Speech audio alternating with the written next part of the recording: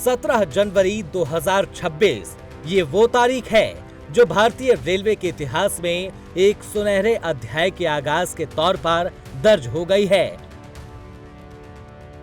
शनिवार को पश्चिम बंगाल के मालदा टाउन रेलवे स्टेशन से पीएम मोदी के हरी झंडी दिखाते ही देश की पहली वंदे भारत स्लीपर ट्रेन पटरी पर दौड़ पड़ी है।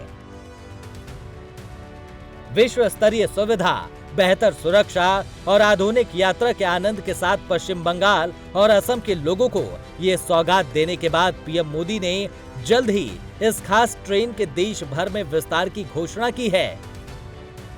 देश की पहली वंदे भारत स्लीपर ट्रेन मां काली की धरती को मां कामाख्या की भूमि इसको जोड़ रही है। आने वाले समय में पूरे देश में इस आधुनिक ट्रेन का विस्तार होगा। पीएम मोदी ने पश्चिम बंगाल के मालदा से 4 नई अमृत भारत एक्सप्रेस और 2 नई एक्सप्रेस ट्रेनों को भी हरी झंडी दिखाकर रवाना किया। साथ ही 3,250 करोड़ रुपए से ज्यादा की रेल और सड़क परियोजनाओं का उद्घाटन और शिलान्यास किया। साथ ही पश्चिम बंगाल की ममता सरकार को निशाने पर लेते हुए बंगाल की जनता से बीजेपी को चुनने का आह्वान किया। आज मैं आपको बंगाल के तेज विकास का विश्वास दिलाने आया हूं।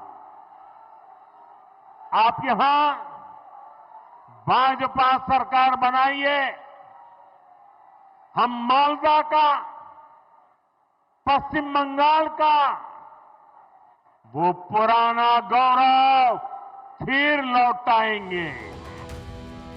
इसके साथ ही पीएम मोदी ने बंगाल की सियासत में अवैध घुसपैठ के सबसे बड़े मुद्दे पर ममता सरकार की घेराबंदी करते हुए बीजेपी की जीत के बाद अवैध घुसपैठ से बंगाल को निजात दिलाने का वादा भी किया। साथियों, बंगाल के सामने एक बहुत बड़ी चुनौती घुसपैठ की है।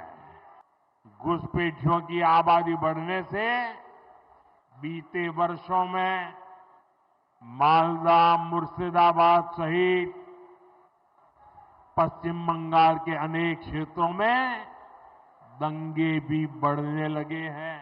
आपको विश्वास दिलाता हूं, भाजपा सरकार बनते ही घुसपैठ और घुसपैठियों पर बड़ा एक्शन लिया जाएगा।